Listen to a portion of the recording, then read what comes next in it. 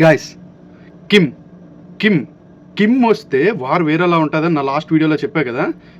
Kim నేను ఇరాన్కే support చేస్తా, ఇరాన్తోనే ఉంటా, అవసరమైతే వార్లోకి వస్తా అని చెప్పాడు కదా. తను ఇచ్చిన స్టేట్మెంట్ ఏంటో తెలుసా?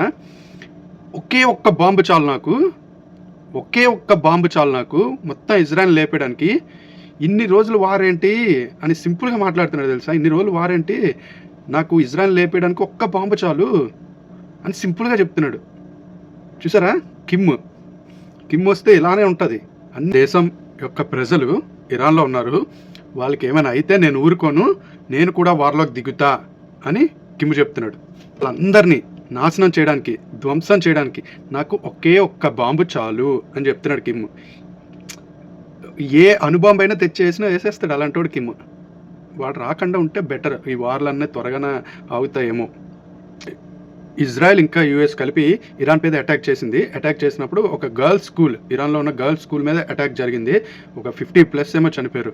చూసారా? ఈ అటాక్స్ వల్ల చిన్న పిల్లలు, పెద్దోళ్ళు, సివిలియన్స్ అందరికీ చాలా ఇబ్బంది అంటే ఇబ్బంది అవుతుంది. ఎంతోమంది ప్రాణాలు కోల్పోతున్నారు పాపం.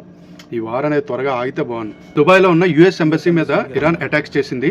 ఇంకా చాలా ప్లేసెస్లో అటాక్స్ చేస్తే దుబాయ్ వాటిని ఇంటర్సెప్ట్ చేసింది, కూల్చేశారు గాల్లోనే. చాలా మట్టుగా ఆపారు, దుబాయ్ వాళ్ళు ఇంటర్సెప్ట్ చేశారు చాలా మట్టుగా. ఇలాంటి మరిన్ని అప్డేట్స్ కోసం మన తెలుగు సీమెన్ ఏకే పేజ్ని ఫాలో అవ్వండి. Thank you.